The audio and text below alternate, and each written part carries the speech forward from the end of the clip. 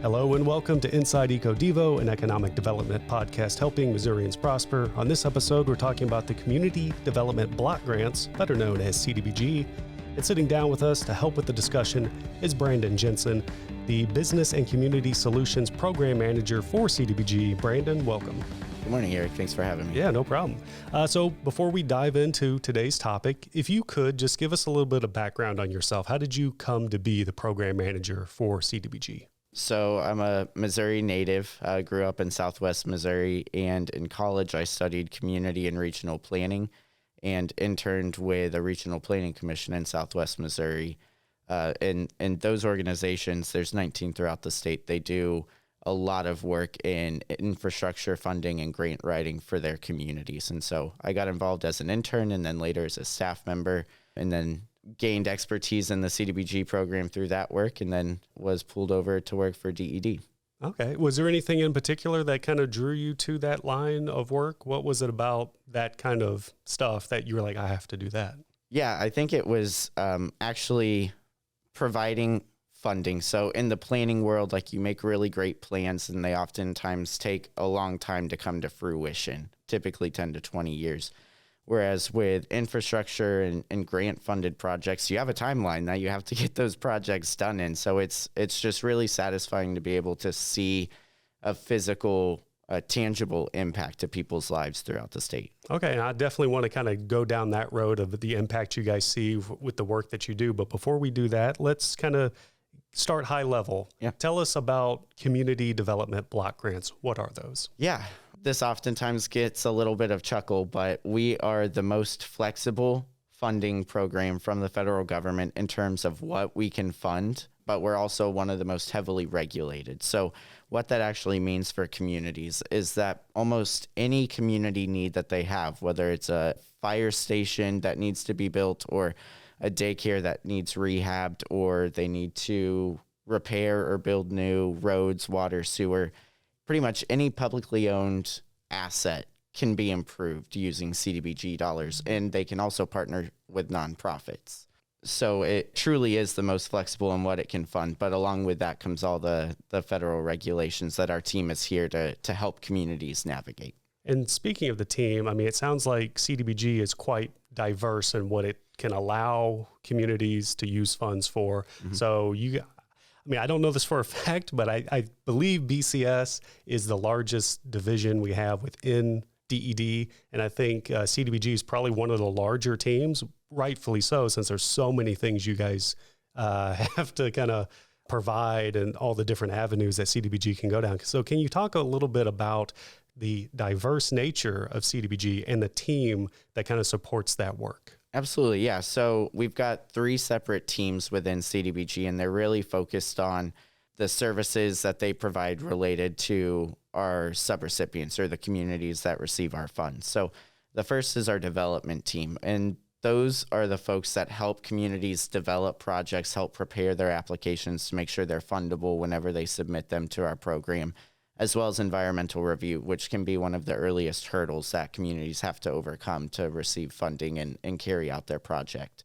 The bulk of our team is with the compliance folks, so we have sort of 2 subsets in compliance. The first are those that operate under our annual program, so that's our competitive general infrastructure, community facilities, demolition, and economic development programs. And then we have another set of compliance specialists who help communities who are utilizing disaster recovery and mitigation funding. Our final team, they sort of work behind the scenes in CDBG, but they are just as important. They manage all of the reporting that we do up to HUD on the federal funding that we receive. And it's only with that funding that we can continue to receive additional allocations every year. So it's all very important work to make sure the program operates the way it needs to. Yeah. How many categories of CDBG are there? Oh, wow. It might be easier to talk about programs than categories. Okay, yeah, let's do that. So we receive annual allocations. So every year HUD renews our funding. It's around $24 million that we receive. And under that program, we offer emergency and long-term recovery projects. So helping communities recover from immediate disaster events. And that can be prior to any federal or state declaration. So it can be a localized emergency that we can assist with. we have economic development, which is intended to pay for public infrastructure for specifically manufacturing and industry expansion or new businesses within communities. And then we have our competitive cycle. So that's going to be general infrastructure, community facilities, demolition, and workforce training. So that's all under our annual side. Then we have a disaster allocation. It's called DR 4317 internally. That's the federal disaster name under which we receive the funds. But those are focused primarily on southern Missouri from the floods that happened back in 2017. And it's designed, there's 3 separate programs under that disaster allocation, but generally it's focused on housing recovery and then funding for improving resilience to future disaster events.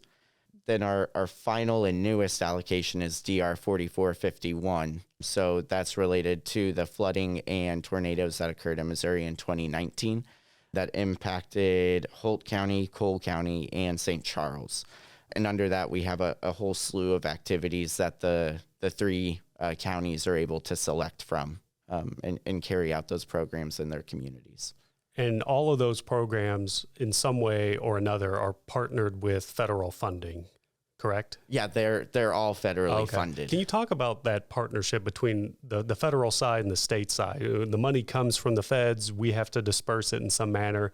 I'd imagine there's some kind of partnership or working together there. Can you talk about that? Yeah, so we coordinate all of our work through the Kansas City HUD Regional Field Office. We're actually a very unique state in that we have 2 HUD regional offices, one in Kansas City and one in St. Louis. But all of the state programs are operated through HUD. So to receive funding, there's a few different planning documents that we have to have in place. The first is our consolidated plan. So that's a 5-year planning document that outlines at a high level the goals that all of our HUD-funded programs. So that consolidated plan includes funding that goes to the Missouri Housing Development Commission for rental production, and it includes funding that goes to the Department of Health and Senior Services for funding for individuals to get housing who have AIDS. So all of those different programs are part of the consolidated plan, and we identify at a very high level the goals that we're going to achieve over the next 5 years, the performance measures that we anticipate to meet, and then the expected resources, as well as the program structure themselves. So that's done every 5 years. And for us to be able to fund any type of project, it has to align with the consolidated plan. So it's really important that we get that document right. And just a plug, I'll note that we're currently in the process of updating our consolidated plan. We've got a public survey that we just completed that's provided a lot of feedback on the types of activities that our communities need us to fund that are allowable at the federal level, but that haven't been a part of the state program. So then we also do annual action plans, which say, here are the types of projects we're going to fund over the next year. Here's how much funding we allocate to each of those types of projects. So HUD reviews all of those documents and then sends us a grant agreement and then issues us a line of credit, which is essentially funding that we can draw down from throughout the year as we have projects that incur costs. So once we've got the approval and sort of in tandem with that, we also have to work with the state legislature to ensure that we're appropriated the authority to spend those federal grant dollars. So it really does require coordination between the federal government, who sets the program regulations and determines how much funding we're going to receive, but then also with the state legislature so that they understand the types of projects that we can fund, the assistance we can provide to communities, and continue to appropriate that spending authority. Sounds like a lot of moving parts to kind of make sure all the ducks are in the row there. Yep. You had mentioned that Missouri is a little bit unique because we have 2 HUD locations, one in Kansas City, one in St. Louis. Is there a specific reason why Missouri has that, or is it just because we're kind of centrally located and there's a lot of states around us? I'd say it's the latter option. I don't know specifically, but each regional field office oversees multiple states, and each state has multiple types of CDBG funding. So there's state CDBG programs, which is what we're talking about today. And then there's also entitlement CDBG programs. So any community that's over 50,000 in population, or any county that's over 200,000 in population, receives their funding from HUD directly rather than having to work through the state government. So those HUD regional field offices are not only working with state CDBG staff, but also working with entitlement CDBG staff throughout the region. All right. And then when it comes to communities, when they apply for these funds, when they're available, what does that process look like for them? Regardless of, I guess maybe it depends on the funds that they're using and how they're being used, whether it's, improving a sewer line or building a road or recovering from a disaster. But when a community wants to take part in these funds, what does that process look like for them? What do they have to do? Yeah, there's a general process that no matter what funding source or what type of activity you're trying to fund, there's a general process that needs to be followed. So the first is to determine what the community's needs are. So our federal regulations specifically state that the community has to have an identified list of needs. So we have an assessment that helps communities do that, or if they have an adopted comprehensive plan, then we can use that as their needs assessment. But once they've identified what their needs are and they have an idea of what type of project they would like to submit, the next step is then going to be making sure that they understand who all of the players are going to be. So if it involves working with a nonprofit or a school district or a sewer district or a road district, those folks have to be a part of the application. So making sure that they're engaging with all of the stakeholders early and understanding who's going to be responsible for what is pretty important. The next step, once you have your project identified, you have your key players identified, is to figure out, okay, how much is this going to cost, right? So the next step would be to bring on either an engineer or an architect, depending on the type of project, that whether it's construction of a building or construction of infrastructure, who prepares a preliminary report that basically does an alternatives analysis, identifies the operation and maintenance costs moving forward, and then provides a recommended solution along with an opinion of probable costs. And that opinion of probable costs, or OPC, is the basis for the budget of the project. So once they know what the funding or how much the project is going to cost, the next step is to figure out the budget package. So CDBG acts as a gap financing, which means that we expect all other available resources to be committed to the project before we step in with our funds. So really just funding the difference between available resources and the total project cost. So communities will build out their budget package, start to prepare their actual application, and then work with their governing body to commit any funds that are available to the project or secure any other grants that are being pursued to help support the project, and then submit the application. Once that happens, it goes through an internal review where we look at completeness and accuracy, and then also do an evaluation based upon published criteria. Under the competitive cycle, we then rank all of those projects from highest score to lowest score and start at the top and fund them until we either exhaust all of our funding or have awarded all of the applications that we received. This funding, how much funding are we typically talking about here when the funds are exhausted? Is there like a set amount? Does it kind of depend on the category? How does that work? Yeah, so HUD allocates around $24 million each year to the state. We, within our action plan, set aside a certain portion of funding for water and wastewater projects in partnership with USDA Rural Development and the Missouri Department of Natural Resources. And then we also set aside some funds for emergency and long-term recovery, typically about $1 to $2 million per annual cycle. And then the remaining funds we make available for the open cycle economic development projects. That's typically around $4 to $5 million. And then all remaining funds are made available under the competitive cycle, which includes the demolition, infrastructure, and community facilities. And we do that so we can retain flexibility in the types of projects that communities submit to us. We don't want to segregate all of our funding into this amount for general infrastructure and this amount for community facilities. And then when we go out for applications, it turns out that all of the applications that year are general infrastructure. If that happens, we have the flexibility to modify the action plan and be able to fund all those projects. But it's something that we try to stay away from so we can offer the maximum flexibility. And when these communities get the funding, how important is that for some of these communities when they have to rebuild a road or recover from disaster or what have you? I'm sure you guys have some kind of indication of like just the importance that these communities get this funding to do what they need to do. Yeah, I think that brings up a pretty good point that we haven't talked about so far, which is that every CDBG funded project has to meet what's called a national objective, and HUD has identified a few national objectives that can be met. But at least 70% of our funds have to benefit low to moderate income residents. So these are folks that make less than 80% of the county median wage. So projects are required to demonstrate that they're benefiting these LMI communities in rural Missouri and really throughout every state that has a state CDBG program. So that's our first metric in measuring how we're actually impacting folks. Under our disaster recovery and mitigation programs, those actually have direct beneficiaries wherein we may be working with property owners whose homes were flooded in the 2017 flooding in southern Missouri, and they have no options to move out of those homes.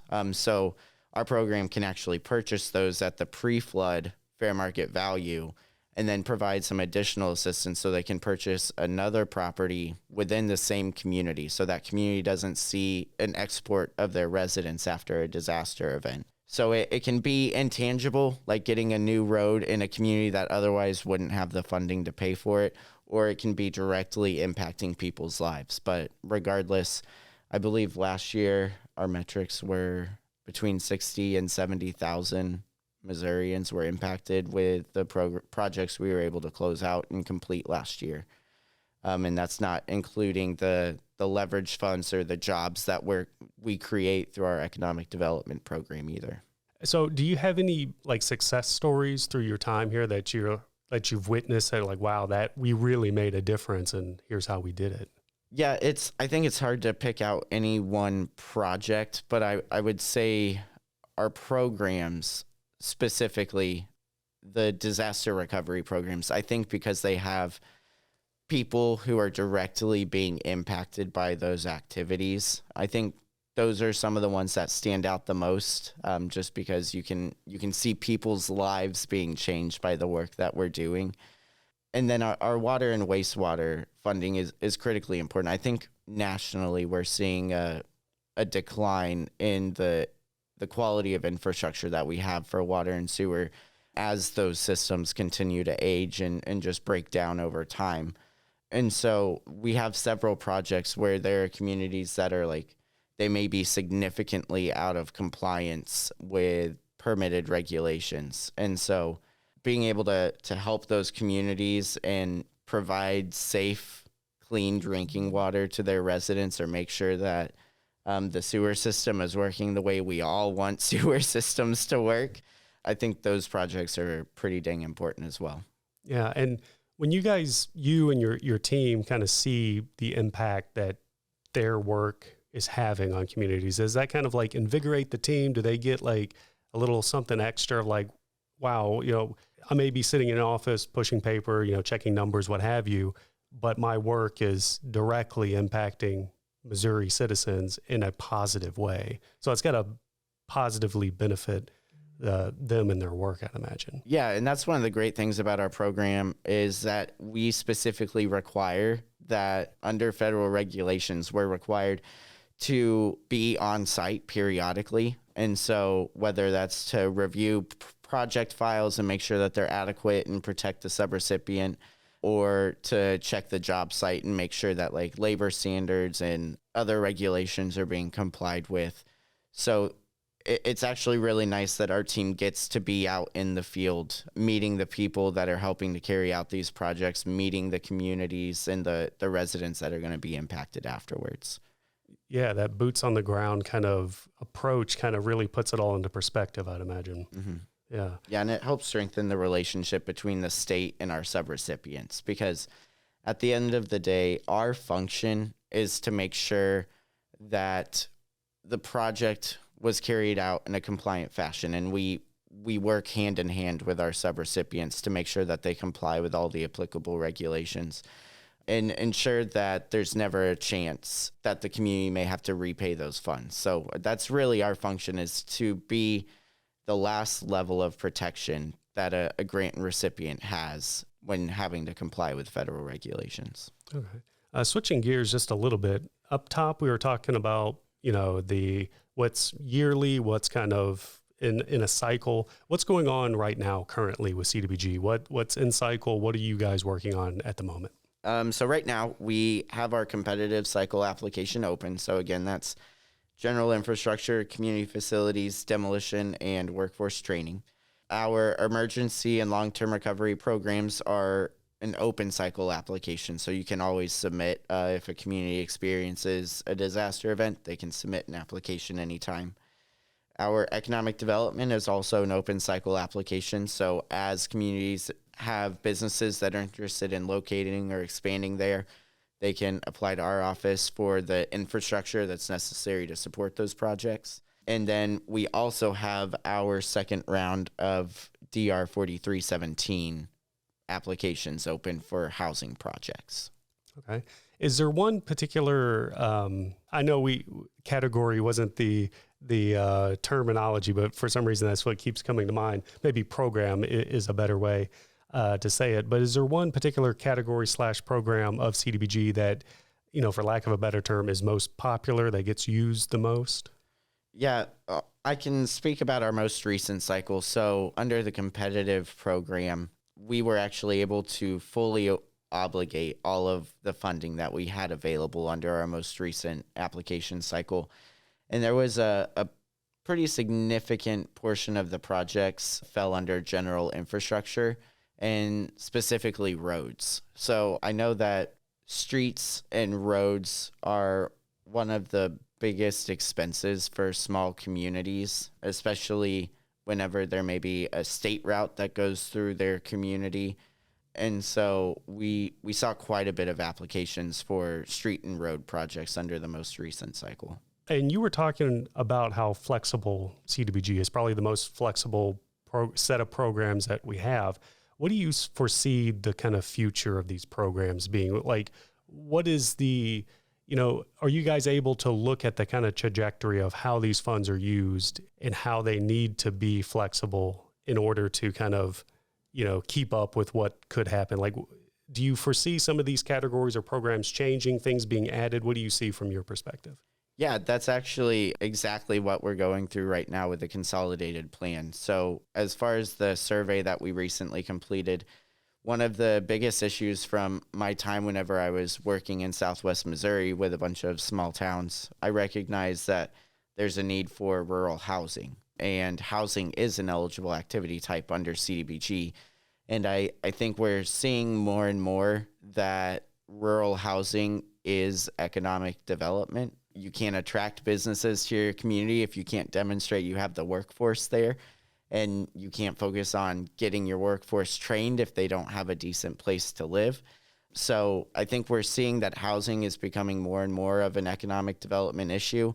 And that played out in the survey that we recently conducted as well. So I would imagine that our program will be exploring opportunities that we have to strengthen our relationship with MHDC and the housing programs that they offer through their HUD funding, and exploring if there's any opportunities to collaborate or layer CDBG dollars for those rural communities that may need it the most. Is it difficult to add a new category or program like that? I know it all kind of comes from HUD, so if the feds aren't, I guess, allowing funds for that, maybe we can't. But if we see a need and we go, hey, we need to really expand in developing housing and all that, is it difficult to get that pushed through?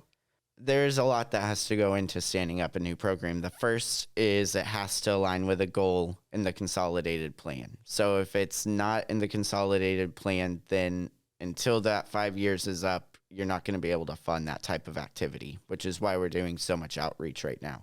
The next is to make sure that we're incorporating it into the action plan. Whenever it's incorporated into the action plan, that essentially means we are accepting applications of this type for this year. But if you take a step back for a moment, you have to think about what are the supports that are necessary for a new program to be stood up, and especially a new type of program that we haven't funded in my experience with CDBG for several years. So we don't currently do housing activities except on the DR disaster recovery side. So along with getting it in those planning documents, we have to have an application that accurately captures all of the information that we are required to collect from HUD for that type of project. We have to have policies that provide guidance to our subrecipients how to carry out those activities in a compliant fashion. We have to have forms that collect that data or allow for that input from our subrecipients throughout the life of the project. And then we have to build out our own internal processes to make sure that with housing specifically, there are a bunch of extra rules that come along with HUD funding, like lead-based paint and decent, safe, and sanitary requirements. So we would have to make sure that our processes internally are adequate for ensuring that we're providing the guidance subrecipients need to be compliant. So there's a lot of internal stand-up work that goes into making those possible. But if that's the need that communities of Missouri are expressing, then that's the work that we're going to do. Right. Yeah, for sure. So any community, anybody who's listening who wants to find out more about these programs, what CDBG has to offer, and all the little other ancillary things about CDBG, where can they go to find that information? The DED website is one of the best resources. On our landing page, we have all of our available funding opportunities. And then at the bottom of the page, you can find any information that you might be interested in related to each of our application categories. But then I would always just encourage people to reach out to our office. Our email is mocdbg@ded.mo.gov. The main phone line is 573-751-3600. And right now that's forwarding directly to my line, so you'll probably get to talk to me if you call that. And then we'll get you connected with either our project development folks who will help you once you've got an idea of the project. We'll help walk them all the way to the funding approval and grant agreement stage. I feel like we've covered quite a lot in CDBG, and I'm sure if we keep going, we could cover 2, 3, 4 times as much. Is there anything that we haven't talked about that you think is very important that people should know about CDBG? I would just emphasize that while there are a lot of requirements that come along with CDBG funding, it is probably the best resource that communities have to address any of their needs, whether it's a large community of like 45,000 or it's a small village of 25 people.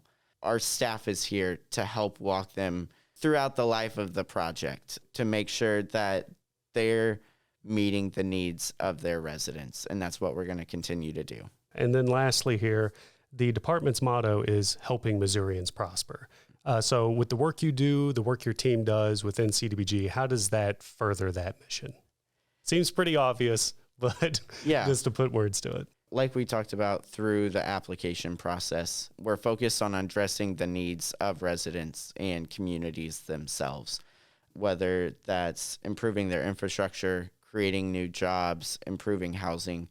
Those are all things that we can assist with to help make Missourians' lives better so that they can go on to be prosperous. Yeah, I think that's a great way to end it. Brandon, I know it sounds like you guys are extremely busy there in CDBG, and it sounds like you're doing a lot of great work, and I appreciate you taking the time to sit down and just give us all this great information. Yeah, thank you, Eric.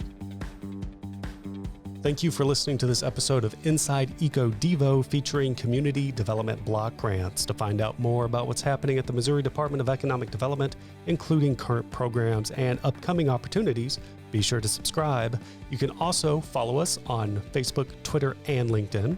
And if there's an economic development topic you're interested in hearing more about or just have general questions or comments, then you can email us at ded.communications@ded.mo.gov. You can also leave those same questions and comments right here on this episode, hosted on SoundCloud, but found anywhere else podcasts are found.